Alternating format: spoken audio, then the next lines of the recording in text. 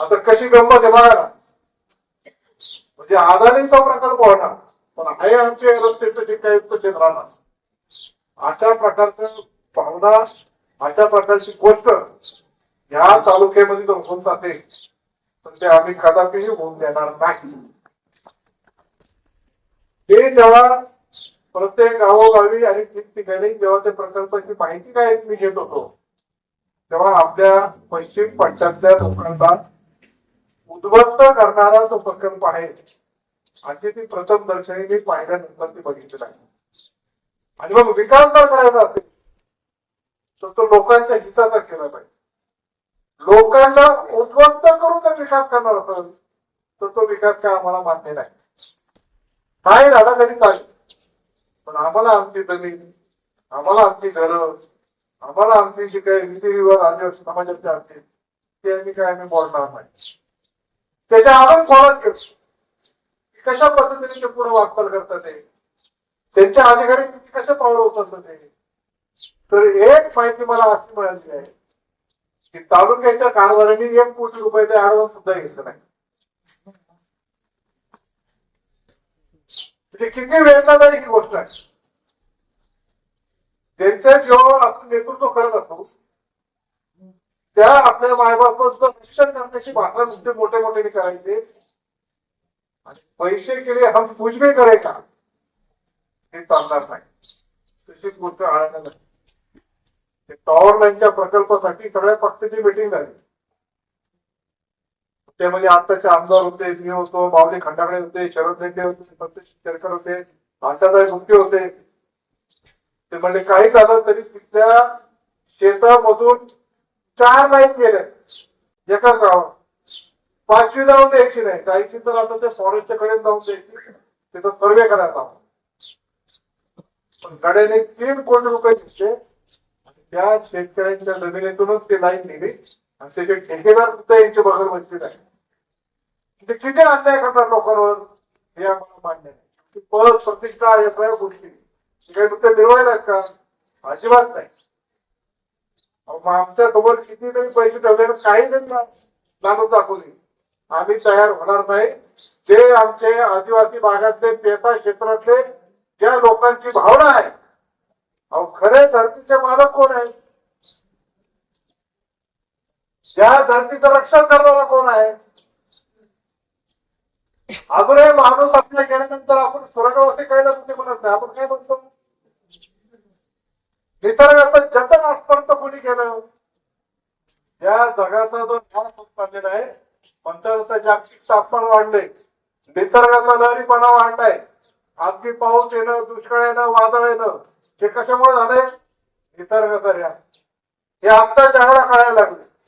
पण पूर्वीपासून या धरतीच्या मालकाने या निसर्गाचं जतन करणारे लोक आहे तर ते माझे आदिवासी बांधव आहे. आणि माझ्या आदिवासी बांधवांच्या जमीन राखण्यासाठी भारत सरकारने आणि महाराष्ट्र सरकारने कायदा केलाय. आदिवासीची जमीन आम्ही घेऊ शकतो का? तुमच्यात घेऊ शकता पण ती पण परवानगी घेऊ शकता. का कायदा केला?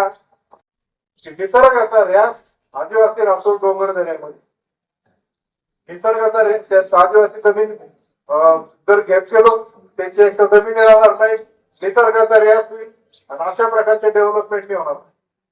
करायचं ना ऊर्जा प्रकल्प सपाटीवर करा ना, पुढे करायचं कुठलाही करा, सौरचा करा, अणुऊर्जाचा करा, हायड्रोचा करा, पण आदिवासींच्या जमिनीवर नाही. आदिवासींच्या विभागाचं सौंदर्य आणि त्याच्या सगळ्या गोष्टी हे जशा आता आहेत ते तशाच राहिल्या पाहिजे. नाहीतर आपल्या पुढच्या पिढी आपल्याला माफ करणार. आपली पोरं त्यांच्याकडे कामाला नोकरीला हे पद्धत चाललंय असं मी तरी होऊन देणार नाही. आणि जो हे करेल त्याला वटणीवर आणण्याचं काम आपल्याला करायचं. ठीक आहे, आपल्या राजानुजा तिचा भाव झाला, बेडके साहेब 4 वेळा आमदार झाले, 2 वेळा तुमचा पराभव पण करावा लागला. आजच्या वेळच्या वेळेस पण प्रसंगाला काही सामोरं जावं लागलं. आपल्या एका पार्टीच्या 2 पार्ट्या झाल्या, ते आमची भावकी जमिनीवर वाद घेतला, ती उभी राहिली. म्हणून झालं असेल काय, पण याच्यामुळे आता याचाच काटा काढायचा त्याचा करायचा तर चालणार नाही. शेवटी जिल्हा परिषद करताना सुनबाईला केलं का नाही? पावकीला विद्यार्थी त्यांना सांगितले आता आमच्या तोडफोड करायची नाही, तुम्ही फक्त मार्गदर्शन करायचं आणि सगळे मुलं पण काय. पण आपल्या भांडणामुळं लोकांना त्रास नाही झाला पाहिजे. शिकवण ह्या मातोश्री आणि सगळ्या ज्येष्ठ लोकांनी आपण दिली आहे.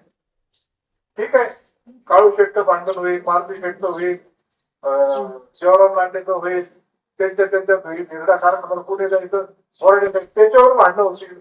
हा गेला का तो गेला तसंही होईल. ह्या वादापायी खोटकर साहेब जे काही आपले हिरडाकार असेल, आपल्या इकडचं लोकांचं नुकसान असेल, हे होता कामा नये.